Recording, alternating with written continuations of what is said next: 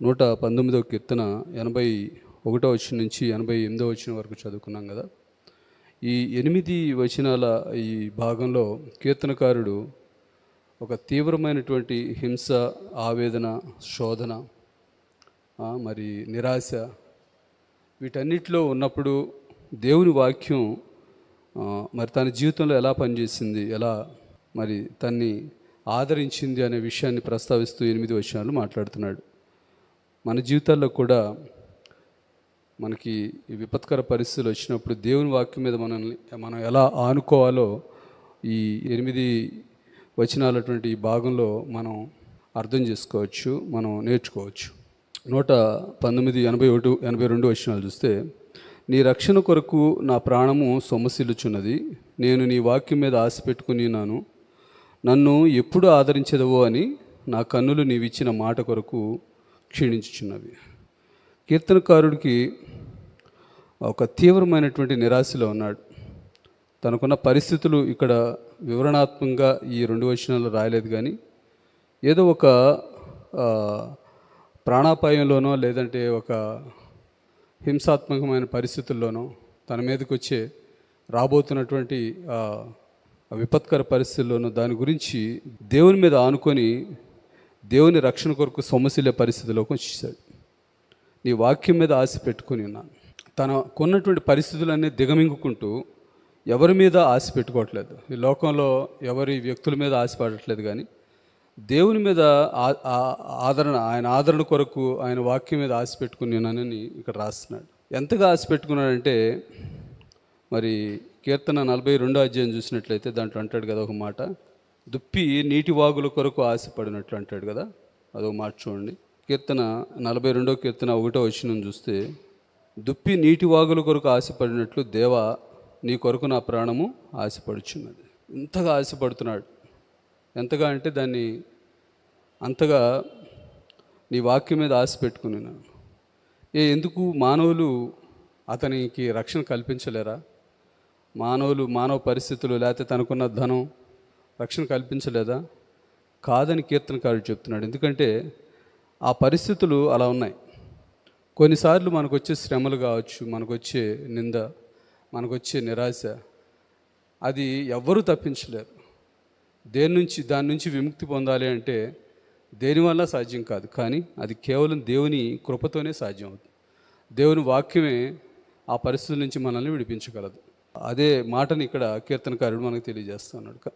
మనం కనుక యేసేపు జీవితాన్ని కనుక మనం జ్ఞాపకం చేసుకున్నట్లయితే, యేసేపు జీవితం కూడా ఆల్మోస్ట్ మనం ఈ 2 వచనాల్లో చదివినట్లుగానే ఉంటుంది. అతను తన అన్నదమ్ముల ద్వారా శ్రమలు అనుభవించాడు. అలాగే పోతీఫర్ భార్య ద్వారా శ్రమను అనుభవించాడు. మరి అతన్ని 2 సార్లు ఒక పశువును అమ్మినట్లుగా అమ్మేశారు. తర్వాత తను చేయని తప్పుకి ఆయన్ని కారాగారంలో అంటే జైల్లో వేశారు. అలాగే ఎన్నో సంవత్సరాలు తనకున్నటువంటి స్వప్న భావాలు నెరవేరుతాయోనని దేవుని వాగ్దానం కొరకు ఎదురు చూస్తూ అలాగే కుమిలిపోయాడు. కానీ దేవుడు తనకిచ్చినటువంటి ఆ వాగ్దానాలు, తనకిచ్చినటువంటి ఆజ్ఞలు ఏవైతే ఉన్నాయో ఆ ఆజ్ఞల నుంచి తప్పిపోలేదు. ఆ వాక్యం మీదే ఆనుకొని నన్ను ఎప్పుడు ఆదరించేదవో అన్నట్లుగా ఎదురు చూస్తూ వచ్చాడు. నా కన్నులు నీవిచ్చిన మాట కొరకు కనిపెట్టి క్షీణించుచున్నవి అన్నాడు. ఆదికాండంలో కనుక మనం ఒకసారి చూస్తే అతనికి ఉన్నటువంటి పరిస్థితి, అతను ఎంతగా నీరసించిపోయి కృషించిపోయి దేవుని మాట కొరకు ఎదురు చూస్తున్నాడో, ఆ ఎదురు చూసే పరిస్థితుల్ని ఇక్కడ 40వ అధ్యాయం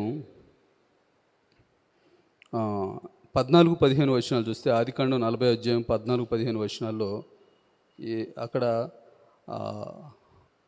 పానదాయకుడు, భక్ష్యకారుడు ఇద్దరు జైల్లోకి వచ్చినప్పుడు వాళ్ళిద్దరికి వచ్చిన కలల్ని చెప్తూ, ఆ కలల్లో పానదాయకుడు రక్షింపబడతాడు, అతను విడుదల చేస్తారని తెలిసి ఆయనకు అర్థమైనప్పుడు అతనితో మాట్లాడుతున్నాడు.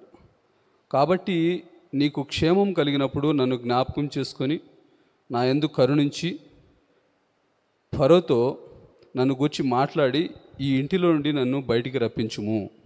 ఏలయనగా నేను హెబ్రీయుల దేశంలో నుండి దొంగిలింపబడి తిని, అది నిశ్చయము. మరియు ఈ చెరసాలలో నన్ను వేయుటకు ఇక్కడ సహా నేనేమీ చేయలేదని అతనితో చెప్పాను.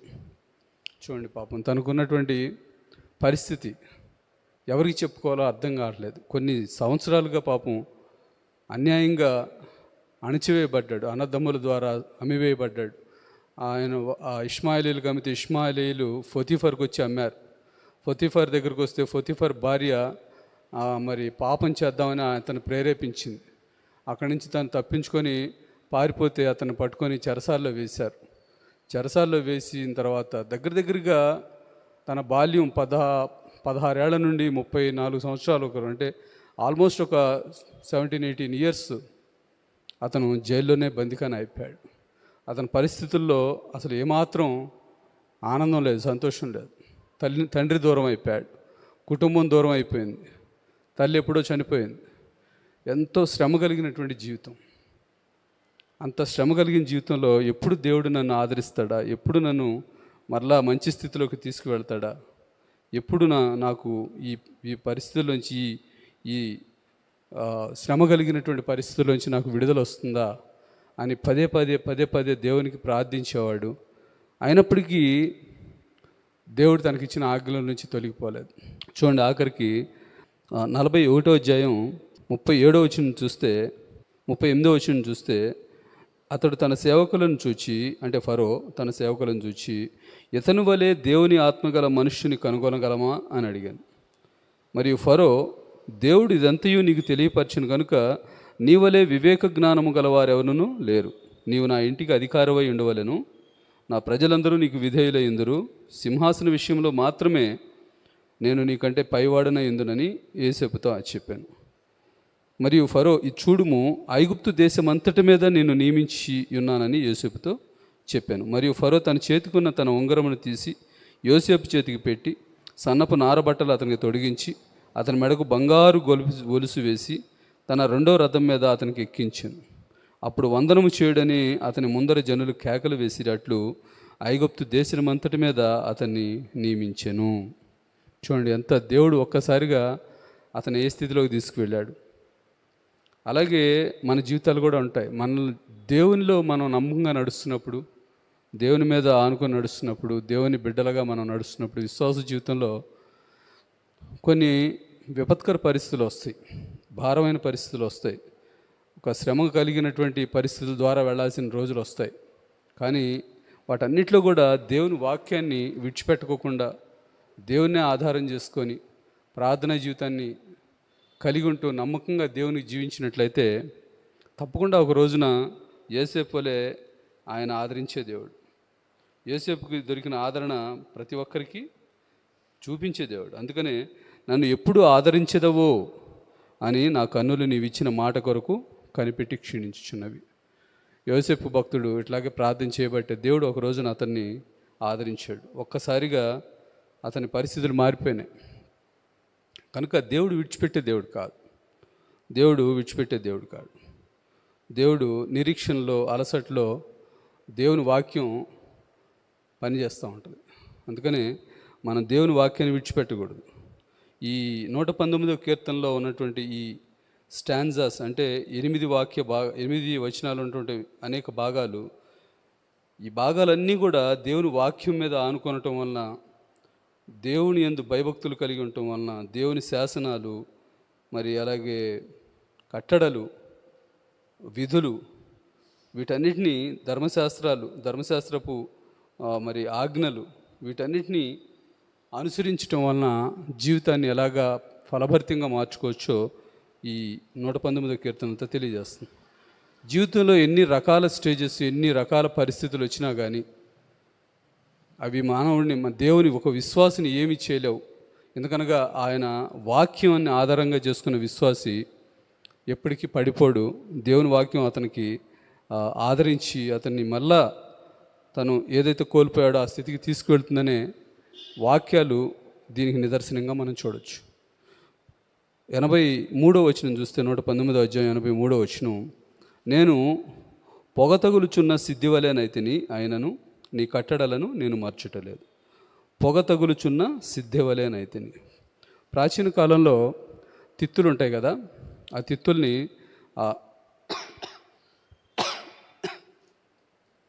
పొగలో మంచి పొగ పెట్టేసి ఆ పొగలో పెట్టినట్టయితే అవి ముడతలు పడిపోయి గట్టిపడి వాడకానికి పనికి రాకుండా తయారయ్యాయి. అవి వాడకానికి పనికి రాకుండా అయిపోయాయి. సో ఇక్కడ ఏమంటున్నాడు, పొగ తగులుచున్న సిద్ధి వలె అయితేనే. అంటే తనకున్న శోధనలు, ఒక పొగలాంటి శోధనలు, ఆ శోధనలో పడి తిత్తి ఎలాగైతే గట్టిపడి పనికి రాకుండా పోతుందో అలాగే ఆ శోధనలో కూడా నా హృదయం, నా పరిస్థితులు, నేను పనికిరాని వాడిని వల్లే అయిపోతున్నాను ప్రభా, అయినను నీ కట్టడలను నేను మర్చుటలేదు. సో దేవుని వాక్యాల్ని మర్చిపోకుండా పరిస్థితులు, ఎటువంటి పరిస్థితులు అంటే తను క్షీణించిపోయే పరిస్థితులు ఉన్నప్పటికీ కూడా చూద్దాం. యోబు భక్తుడు గురించి ఒక మాట చూద్దాం. యోబు 30 చూస్తే, నా చర్మము నల్లబడి నా మీద నుండి ఊడిపోవచ్చున్నది, కాక వలన నా ఎముకలు కాగిపోయాను, నా స్వరమండలము దుఃఖస్వరము వినిచ్చుచున్నది, నా పిల్లను గ్రోవి రోదన శబ్దము ఎత్తుచున్నది. సో యోబు పరిస్థితులు బహు భయంకరంగా మారిపోయినాయి. ఎందుకంటే యోబుకి మరి దేవుడు సాతాను మధ్యలో యోబు తన విశ్వాసానికి పరీక్ష ఎదుర్కోవాల్సి వచ్చింది. ఉన్న తన కుమార్తెలందరూ ఒకే రోజున చనిపోయారు. ఆస్తిపాస్తులన్నీ, మరి పశువులు, గాడిదలు, గుర్రాలు అన్నీ ఒకే రోజున నాశనం అయిపోయినాయి. అలాగే మరి తనకున్న పంట పొలాలన్నింటినీ ఒకే రోజు నాశనం అయిపోయినాయి. అన్నీ ఒక్కసారిగా.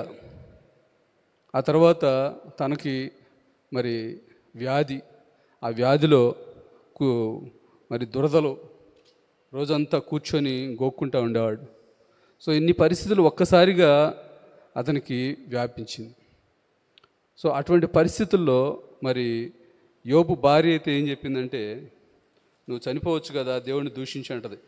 యోబు 2:8 చూస్తే, అతడు ఒళ్ళు గోక్కుకొనుటకై చిల్ల పెంకు తీసుకొని బూడిదలో కూర్చుండగా అతని భార్య వచ్చి, నీవు ఇంకనూ యథార్థతను వదలక ఇందవా, దేవుని దూషించి మరణము కమ్మనెను. అందుకు అతడు, మూర్ఖురాలు మాట్లాడినట్టు నీవు మాట్లాడుచున్నావు, మనము దేవుని వలన మేలువ అనుభవించుదమా, కీడు మనము అనుభవింపతగదా అనెను. ఈ సంగతులలో ఏ విషయమందును యోబు నోటి మాటతోనైనను పాపం చేయడు. చూడండి, దేవుని ఆజ్ఞల్ని, ఆ దేవుని మీద ఉన్న విశ్వాసాన్ని కోల్పోలేదు.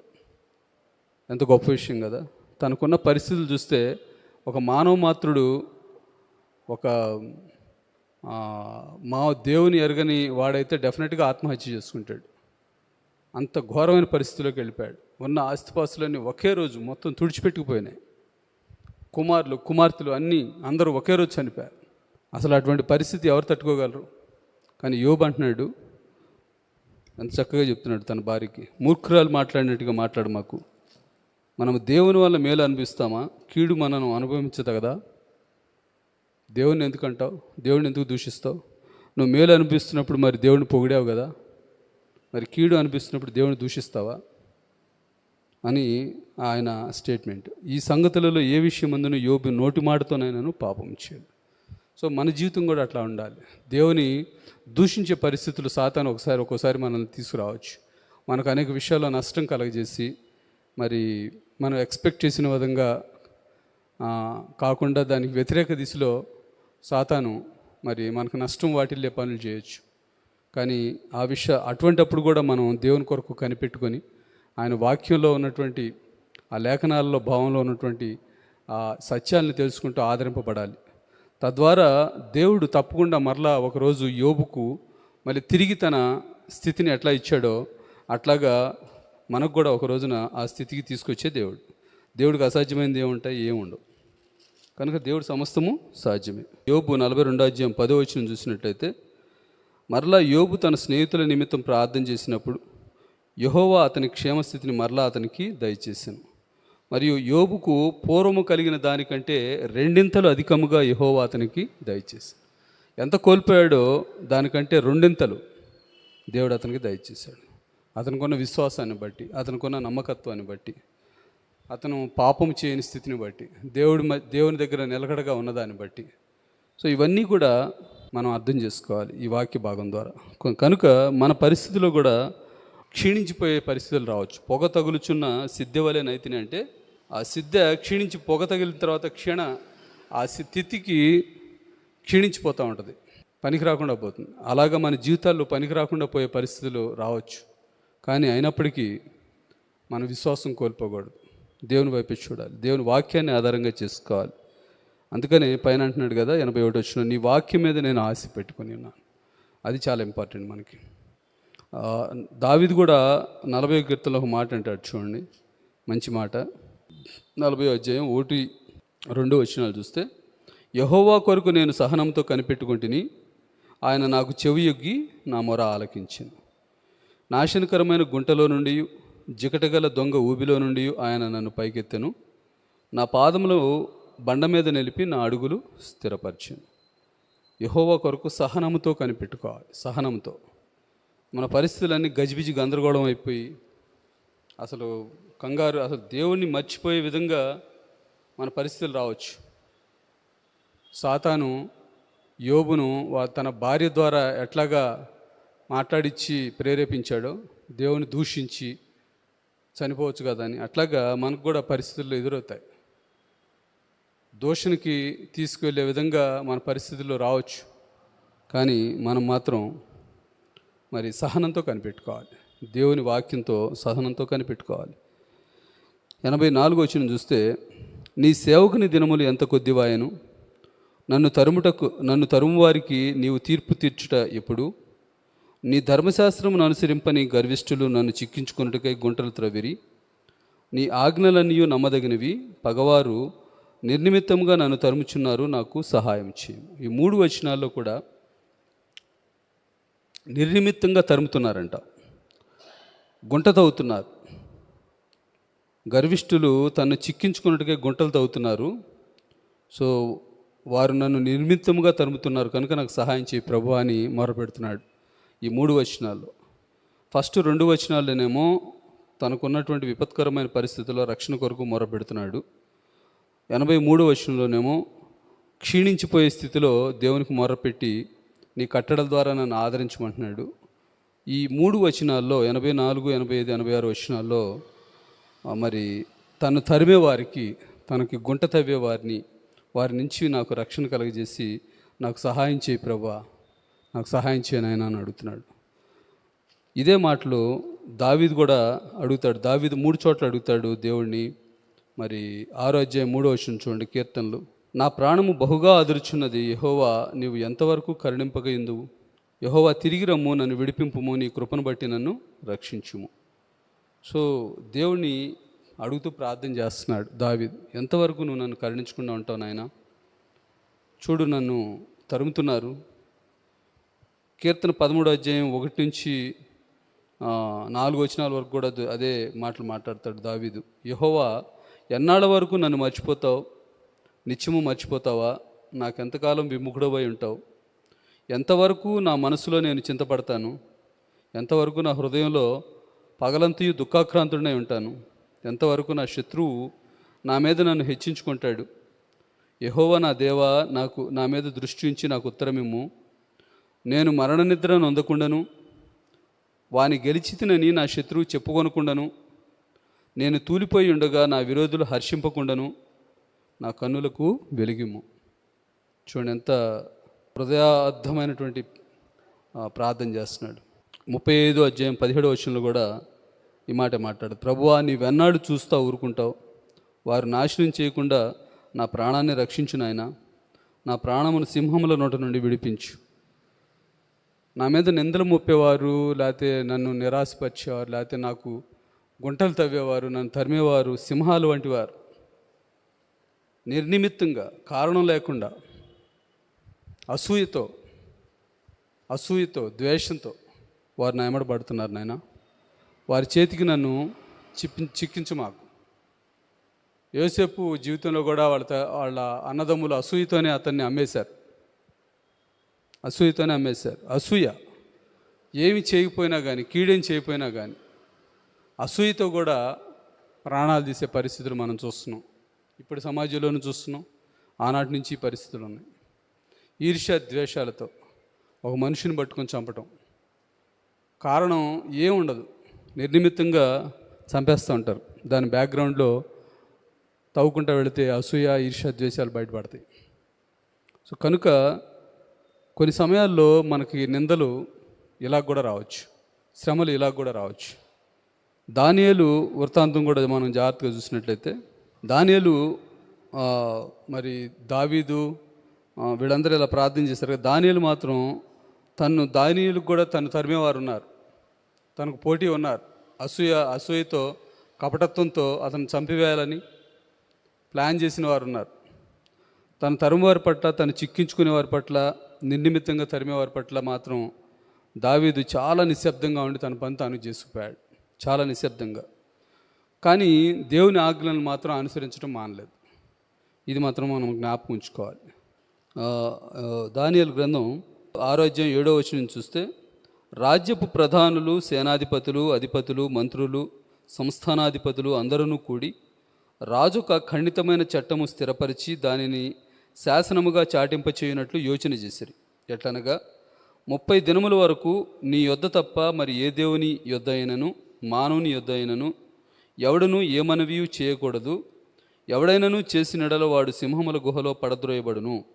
రాజా, ఈ ప్రకారముగా రాజు శాసనం ఒకటి పుట్టించి మాదీయుల యొక్కయు పారసీయుల యొక్కయు పద్ధతిని అనుసరించి స్థిరమగు శాసనముగా ఉండినట్లు దాని మీద సంతకం చేయమని మనవి చేశారు. కాగా రాజుకు దర్యావేషు శాసనము వ్రాయించి సంతకం చేశాడు. రాజుకు మాత్రం పలానా వ్యక్తిని టార్గెట్ చేసినట్టుగా ఏం చెప్పలా. సైలెంట్గా వెళ్ళి ఆయన పొగిడి, పైన చూస్తే 6వ వచనంలో రాజుకు దర్యావేషు చిరంజీవి వగునుగాక అని ఆయన పొగిడి, నువ్వు 30 దినాలు ఏమి చెప్పుకోవాలన్నా మీ యొద్దే చెప్పుకోవాలి, ఏ దేవుడి యొద్ద అయినా చెప్పుకోకూడదు. ఎందుకంటే నువ్వు గొప్ప రాజువి, దయగలిగిన రాజువి, గొప్ప రాజువి కాబట్టి నీ యొద్దకే మనవి చేయాలి వాళ్ళందరూ వచ్చి. అలాగ కనుక చేయకోకుండా ఎవడన్నా చేస్తే వాడు సింహాల బోన్లో పడద్రోయాలి అని దర్యావేష్కి గ్యాస్ కొట్టి ఆ శాసనం చేయించారు. వాళ్ళ ప్లాన్ వేరే, అది దర్యావేష్కి తెలియదు. దర్యావేష్కి మబ్బు చేశారు, ముసుగేశారు. కానీ ఎందుకంటే దర్యావేష్కి దానియేలు అంటే ఇష్టం. అతనుకున్న మరి అధికారుల్లో దానియేలుని ఎక్కువగా ప్రేమించేవాడు, ఎందుకంటే అతను దేవుని జ్ఞానం కలిగినటువంటి వాడు. సో ఆ శాసనం చేసిన తర్వాత, సంతకం అయిన తర్వాత 10వ వచనం చూస్తే, ఇట్టి శాసనము సంతకం చేయబడినని దానియేలు తెలుసుకొనినను అతడు తన ఇంటికి వెళ్ళి యథాప్రకారముగా అనుదినము 3 మోకాళ్ళుని తన ఇంటి పైగది కిటికీలు యెరూషలేము తట్టునకు తెరవబడి ఉండగా తన దేవునికి ప్రార్థన చేయొచ్చు, ఆయనను స్తుతించుచు వచ్చాను. ఇది చాలా జ్ఞాపకం ఉంచుకోవాల్సినటువంటి వాక్య భాగం. 6వ అధ్యాయం 10వ వచనం. ఇట్టి శాసనము సంతకం చేయబడినని దానియేలు తెలుసుకొనినను. దానియేలు ఇట్టి శాసనం ఒకటి రిలీజ్ అయింది, దాని మీద సంతకం చేశాడు రాజు. అమ్మో, మరి ఈ శాసనం ప్రకారం నేను రోజు దేవునికి 3 ప్రార్థన చేస్తుంటే నేను కూడా ఆ శాసనం కింద నన్ను కూడా సింహాల బోన్లో వేస్తారు, కనుక నేను దేవునికి ప్రార్థన చేయకుండా కొంచెం తప్పించుకుంటే పోతుంది 4 రోజులు. ఇలా చేస్తే ఏదో రోజున నేను కూడా చచ్చిపోతానని ఆలోచన చేయలేదు దానియేలు. తను 3 ప్రార్థన చేయడానికి పూనుకున్నాడు, అది దేవుని ఆజ్ఞ. చస్తే చనిపోయాను, ఎట్లాగైనా దేవుడు చూసుకుంటాడని 3 ప్రార్థన చేయటం మాత్రం మానలేదు. ఇది ఇక్కడ మనం జ్ఞాపకం చేసుకోండి. ఈ కీర్తనకారుడు కూడా ఇక్కడ ఏమంటున్నాడు, నీ ధర్మశాస్త్రమును అనుసరించిన గర్విష్ఠులు నన్ను చిక్కించుకున్నట్టుకై గుంటలు తవ్విరి. నీ ఆజ్ఞలన్నీయు నమ్మదగినవి, పగవారు నిర్నిమిత్తముగా నన్ను తరుముచున్నారు, నాకు సహాయం చేయి. కనీసం ఈ ప్రార్థన కూడా చేయలేదు దానియేలు. దేవుడు చూసుకుంటాడు, విశ్వాసం కలిగి ఉన్నారు. ఆఖరికి ఏదైతే గుంట తీశారో, ఏదైతే సింహాల బోన్ రెడీ చేశారో, ఆ సింహాల బోన్లో ఆ శత్రువులందరూ పడవేయబడ్డారు తెల్లారిపాటికల్లా. సో దేవుడి కార్యాలు అలా ఉంటాయి, గొప్ప దేవుడు. కనుక మనం దేవుని వాక్యాన్ని కనుక ఆధారం చేసుకున్నట్లయితే పరిస్థితులన్నీ మన వైపుకు త్రిప్పబడతాయి, మన వైపుకు మార్చబడతాయి. దేవుడు మనకి ఆ విపత్కర పరిస్థితుల్లో నుంచి సంపూర్ణ విడుదలిచ్చి శత్రువులకి అపజయం కలుగజేసి సిగ్గొచ్చేలా చేసి మనకు సంపూర్ణ జయం ఇచ్చే దేవుడు. ఈ విషయాన్ని మనం జ్ఞాపకం ఉంచుకోవాలి. అందుకని ఇర్మియా గ్రంథంలో ఒక మాట అంటాడు, 18వ వచనం చూస్తే 18వ అధ్యాయం చూస్తే 18వ అధ్యాయం 19వ వచనం నుంచి చూస్తే ఇర్మియా భక్తుడు దేవునికి మొర పెడుతున్నాడు. యెహోవా, నా మొర ఆలకించుము, నాతో వాదించు వారి మాటను వినుము. వారు నా ప్రాణం తీయవలనని గుంట త్రవ్వి ఉన్నారు. చేసిన మేలునకు ప్రతిగా కీడు చేయవలెనా? వారికి మేలు కలగవలనని వారి మీద నుండి నీ కోపం తప్పించుటకై నీ సన్నిధిని నిలిచి నేను వారి పక్షముగా మాట్లాడిన సంగతి జ్ఞాపకం చేసుకున్నాను. చూడండి, ఎవరికైతే ఇతను మేలు చేశాడో ఇర్మియా భక్తుడు, వాళ్ళు ఇతనికి కీడు చేయడానికి పూనుకున్నారు. ఇర్మియాకి గుంట తవ్వుతున్నారు. వారి కోసం నేను వారి మీద నీ కోపం తప్పించడానికి నీ సన్నిధిని నిలిచి నేను వారి పక్షంగా నీకు ప్రార్థన చేశాను నాయన. ఆ విషయాన్ని నువ్వు జ్ఞాపకం చేసుకో. వారి కుమారులను క్షామమునకు అప్పగింపుము, ఖడ్గబలమునకు వారిని అప్పగింపుము. వారి భార్యలు పిల్లలు లేని వారై విధవరాండగుదురుగాక, వారి పురుషులు మరణహతులగుదురుగాక, వారి యవ్వనులు యుద్ధములో ఖడ్గము చేత హతులగుదురుగాక. నన్ను పట్టుకున్నట్టుకు వారు గొయ్యి తవ్విరి, నా కాళ్లకు ఉరుల నొగ్గిరి.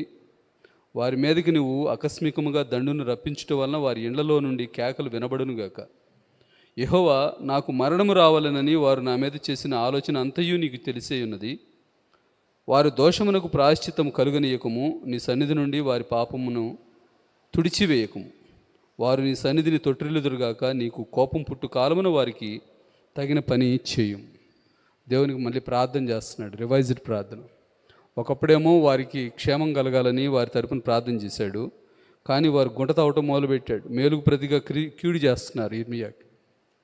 కనుక ఈ విషయాలు మనం జ్ఞాపకం చేసి దేవునికి చేసిన ప్రార్థన, దేవుని మీద ఆనుకొని దేవునికి వాక్యాలను అనుసరిస్తూ దేవుని మీద ఆనుకున్నప్పుడు ఆ వాక్యాలు మనకు సహాయం చేస్తాయి, మనకు విడుదలనిస్తాయి, మనకి ఆదరిస్తాయి. అదే కీర్తనకారుడు ఇక్కడ మాట్లాడుతున్నాడు.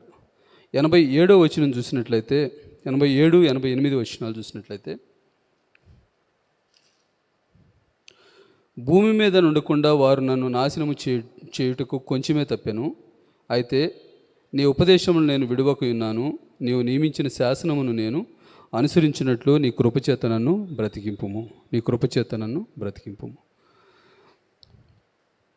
దాదాపుగా ఇక్కడ కీర్తనకారుడు చెప్పేది ఏంటంటే, దాదాపుగా అతను నాశనం అయిపోయే పరిస్థితులకు తీసుకొచ్చారు. కొంచెమే తప్పిందంట, అక్కడి నుంచి జస్ట్ మిస్. మనం చూస్తూ ఉంటాం కదా, యాక్సిడెంట్స్లో చాలామంది జస్ట్ మిస్ అయ్యి బ్రతుకుతూ ఉంటారు, కొంచెం తప్పిపోతూ ఉంటారు. అలాగా ఇక్కడ కీర్తనకారుడు కొంచెమే తప్పింది. భూమి మీద ఉండకుండా నన్ను నాశనం చేయడానికి వారు చేసిన ప్లాన్స్, దాంట్లో నుంచి నేను తప్పించుకోవడానికి కొంచెంలోనే తప్పించుకున్నాను. ప్రభా నాయనా, నీ కృప చాలా గొప్పది, నీ ఉపదేశాలను నేను మరవకుండా ఉంటాను. ఈ వాక్య భాగం చూసినట్టయితే మనకు అపొస్తలుడైన పౌలు రాసిన కొద్ది మాటలు మనం జ్ఞాపకం చేసుకుందాం. కొరింథీయులకు రాసిన 2వ పత్రిక 11వ అధ్యాయం 23వ వచనం నుంచి చూద్దాం. కొరింథీయులకు రాసిన 2వ పత్రిక 11వ అధ్యాయం 23వ వచనం చూస్తే, వారు క్రీస్తు పరిచారకుల వెర్రివాని వలె మాట్లాడుచున్నాను. నేనును మరి ఎక్కువగా క్రీస్తు పరిచారకుడును, మరి విశేషముగా ప్రయాసపడితిని, మరి అనేక పర్యాయములు చెరసాల్లో ఉంటిని, అపరిమితముగా దెబ్బలు తింటిని, అనేక మార్లు ప్రాణాపాయములలో ఉంటిని, యూదుల చేత 5 మార్లు 1 తక్కువ 40 దెబ్బలు తింటిని, 3 మారు బెత్తములతో కొట్టబడితిని, ఒకసారి రాళ్లతో కొట్టబడితిని, 3 మారు ఓడ పగిలి శ్రమ పడితిని, ఒక రాత్రింబగళ్ళు సముద్రంలో గడిపితిని, అనేక పర్యాయములు ప్రయాణములలోనూ, నదుల వలనైన ఆపదల్లోనూ, దొంగల వలనైన ఆపదల్లోనూ, నా స్వజనుల వలనైన ఆపదల్లోనూ, అన్ని జనుల వలనైన ఆపదల్లోనూ, పట్టణంలో ఆపదల్లోనూ, అరణ్యములో ఆపదల్లోనూ, సముద్రంలో ఆపదల్లోనూ, కపట సహోదరుని వలన ఆపదల్లోనూ ఉంటిని. ప్రయాసతోనూ కష్టములతోనూ, తరచుగా జాగరణలతోనూ, ఆకలి దప్పులతోనూ, తరచుగా ఉపవాసములతోనూ, చలితోనూ, దిగంబరత్వంతోనూ ఉంటిని. ఇంకనూ చెప్పవలసిన అనేకంలో ఉన్నవి. సో వీటన్నిటిలో మనం జాగ్రత్తగా చూసినట్లయితే 24వ వచనంలో యూదుల చేత 5 మార్లు 1 తక్కువ 40 దెబ్బలు తిన, అంటే 39 అలాగే 5 times యూదులు అతన్ని బాధించారు, కొట్టారు, దేవుని సువార్త చెప్తున్నాడని. అలాగే 26వ వచనంలో అనేక పర్యాయములు దొంగల వల్లైన ఆపదలతోనూ, తన స్వజనుల వల్లైన ఆపదలు, అంటే తన స్వజనుల ద్వారా కూడా ఆపదలు ఎదుర్కోవాల్సి వచ్చింది అపొస్తలుడైన పౌలు. అన్ని జనుల వలన ఆపదల్లోను, పట్టణముల్లో ఆపద, అరణ్యముల్లో ఆపదలు, సముద్రములో ఆపద, కపట సహోదరుని వలన ఆపదలు. చూడండి, తన సువార్త ప్రకటించే ప్రక్రియలో ఎన్ని ఆపదలు అపొస్తలుడైన పౌలు ఎదుర్కొన్నాడు. వీటన్నిటి నుంచి కూడా జస్ట్ లాస్ట్ మినిట్లో తప్పించుకుంటా వచ్చాడు. అన్నిసార్లు అన్ని విపత్కర పరిస్థితులు ఎదుర్కొని కొన్నిసార్లు రాళ్లతో కొట్టారని చెప్తున్నాడు పైన 25వ వచనంలో. ముమ్మారు బెత్తములతో కొట్టబడితిని, ఒకసారి రాళ్లతో కొట్టబడితిని. చూడండి, ఎంత శ్రమ ఎదురైనప్పటికీ దేవుని సువార్త చెప్పడం మాత్రం ఆపలేదు అపొస్తలుడైన పౌలు. ఇది ఆయనలో ఉన్నటువంటి పరిశుద్ధాత్మ. సో దేవుని వాక్యాన్ని విడిచిపెట్టకుండా సువార్త ప్రకటిస్తూ మరి దేవునికి గొప్ప పాత్రగా అపొస్తలుడైన పౌలు ఉన్నాడు. ఎన్ని శ్రమలైనా దేవుని వాక్యాన్ని ఆధారం చేసుకొని విశ్వాసాన్ని కోల్పోకుండా తన మీద ఉన్నటువంటి భారాన్ని, ఇక్కడ 26వ వచనం అంటాడు కదా, ఇవి నీవు గాక సంఘములన్నింటినీ కూర్చుని చింతయు కలదు, ఈ భారము దినదినమును నాకు కలుగుచున్నది. ఇది చాలా ఇంపార్టెంట్. ఈ భారం, ఆ భారంతో మరి ఎన్ని కష్టాలు, ఎన్ని హింసలు, ఎన్ని ఆపదలు ఎదురైనా దేవుని సువార్త మాత్రం విడిచిపెట్టకుండా చేసుకొని వచ్చాడు. దేవునికి తను అప్పగించుకున్నాడు. ఇది చాలా ముఖ్యమైనది. సో ఇక్కడ కీర్తనకారుడు ఏమంటున్నాడంటే 87-88 వచనాల్లో, భూమి మీద నుండకుండా వారు నన్ను నాశనం చేటుకు కొంచెమే తప్పాను, అయితే నీ ఉపదేశములు నేను విడువకున్నాను. మన జీవితాల్లో కూడా ఇలాంటి పరిస్థితులు రావచ్చు. మనం సువార్త సరే ప్రకటించడం that is different thing. But మన దైనందిక జీవితంలో కూడా, విశ్వాస జీవితంలో ఉన్నప్పుడు కొంతమంది అసూయతో మనం నడుస్తున్నటువంటి దేవునిలో నడుస్తున్నటువంటి ఆ విధానాన్ని చూసి సహించలేక మనల్ని మరి నాశనానికి అప్పగించే వాళ్ళు చాలామంది ఉండొచ్చు. దేవుడు కూడా అంటున్నాడు కదా, నా నిమిత్తము మీరు హింసను అనుభవిస్తారు అంటున్నాడు. మత్తయి సువార్తలో చూస్తే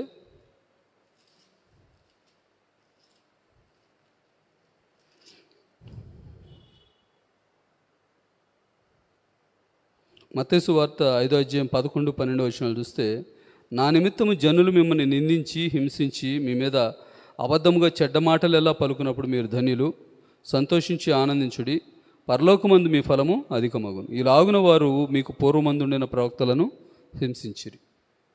సో మనం దేవుళ్ళు నడుస్తున్నామంటే మనల్ని హింసించడానికి మన చుట్టూ అన్ని జనాంగం ఉంటారు. మన సొంత కుటుంబంలోంచి కూడా మనకు హింస ఎదురు కావచ్చు, ఆపదలు ఎదురు కావచ్చు, నిరాదరణకు గురి కావచ్చు, మనల్ని తోలనాడే వాళ్ళు ఉంటారు. సో కనుక వీటన్నిటిలో కూడా మనం కుంగిపోకుండా దేవుని వాక్యాన్ని కనుక గట్టిగా పట్టుకున్నట్లయితే తప్పకుండా వీటన్నిటిలోంచి మనకి జయం ఇచ్చే దేవుడు. అందుకని లాస్ట్లో ఆఖరి వచనం ఏమంటున్నానంటే, నీవు నియమించిన శాసనము నేను అనుసరించినట్లు నీ కృపచేత నన్ను బ్రతికింపుము. నీవు నియమించిన శాసనము నేను అనుసరించినట్లు, దేవుడు శాసనాలు ఏదైతే మనకు నియమించాడో, ఏవైతే ఆజ్ఞలు ఇచ్చాడో, ఏవైతే వాక్యాలు మనల్ని పెట్టి క్రైస్తవ జీవితం ఎలా జీవించాలో అవి మనకు తెలియజేస్తున్నాడో, ఆ వాక్యాల ప్రకారం నేను జీవించడానికి నాయన నీ కృపచేత నన్ను బ్రతికించు. నేను త్రొట్టిల్లి లేకపోతే నేను క్షణికావేశంతో నా జీవితాన్ని ముగించకుండా ఎటువంటి విపత్కర పరిస్థితులు ఎదురైనా, ఎటువంటి మరి కష్టమైనటువంటి హింసాత్మకమైన పరిస్థితులు నాకు ఎదురైనా వాటన్నిటినీ తట్టుకునే శక్తి నాకు ప్రసాదించు. వాటన్నిటిలోంచి నాకు ఆదరణ దయచి, వాటన్నిటిలోంచి నాయన మరి నన్ను తప్పించు, నాకు సహాయం చేసి నన్ను లేపి నిలబెట్టి నన్ను బ్రతికించు నాయన అని కీర్తనకారుడు ఈ 8 వాక్య భాగాల్లో ప్రార్థన చేస్తూ దేవుని వైపు చూస్తున్నాడు. ప్రధానంగా మనకున్నటువంటి మన దైనందిక జీవితంలో, మన విశ్వాస జీవితంలో ఎన్ని పరిస్థితులు వచ్చినా, ఒకవేళ పరిస్థితులు బాగాలేకపోయినా దేవుని మాట మీద మనం నిరీక్షణ కలిగి ఉండాలి. జీవితంలో మరి ఎంత స్ట్రెస్ ఉన్నా మనం ప్రార్థన మర్చిపోకూడదు. అలాగే శ్రమల నుంచి విడిపించబడటానికి దేవుని కృపని ఆధారం చేసుకోవాలి. కనుక ఈ దేవుని వాగ్దానాలు మనకున్నాయి కనుక నిత్యము దేవుని వాగ్దానాలను జ్ఞాపకం చేసుకుంటూ మనకున్నటువంటి విపత్కర పరిస్థితుల నుంచి మనం బయటపడాలి. దేవుని వాక్యాన్ని ఆధారంగా చేసుకోవాలి. చూడండి, కీర్తన గ్రంథం ఒక మాట చదివి ఇది ముగించుకుందాం. 31వ కీర్తన 19వ వచనం చూస్తే, 31వ కీర్తన 19 నుంచి 24 వరకు చదువుతున్నాను. నీ యందు భయభక్తులు గలవారి నిమిత్తము నీవు దాచించిన మేలు ఎంతో గొప్పది, నరుల ఎదుట నిన్ను ఆశ్రయించు వారి నిమిత్తము నీవు సిద్ధపరిచిన మేలు ఎంతో గొప్పది. మనుషుల కపటోపాయములు వారిని అంటకుండా నీ సన్నిధి చాటున వారిని దాచుచున్నావు. వాక్కలహము మాన్పి వారిని గుడారంలో దాచుచున్నావు. ప్రాకారము గల పట్టణములో యెహోవా తన కృపను ఆశ్చర్యకరముగా నాకు చూపి ఉన్నాడు. ఆయన స్తుతి నొందునుగాక. భీతి చెందినవాడనై నీకు కనపడకుండా నేను నాశనమైతిని అనుకొంటిని. అయినను నేను నీకు మొర్రపెట్టగా నీవు నా విజ్ఞాపనల ధ్వని ఆలకించితివి. యెహోవా భక్తులారా, మీరందరూ ఆయనను ప్రేమించుడి.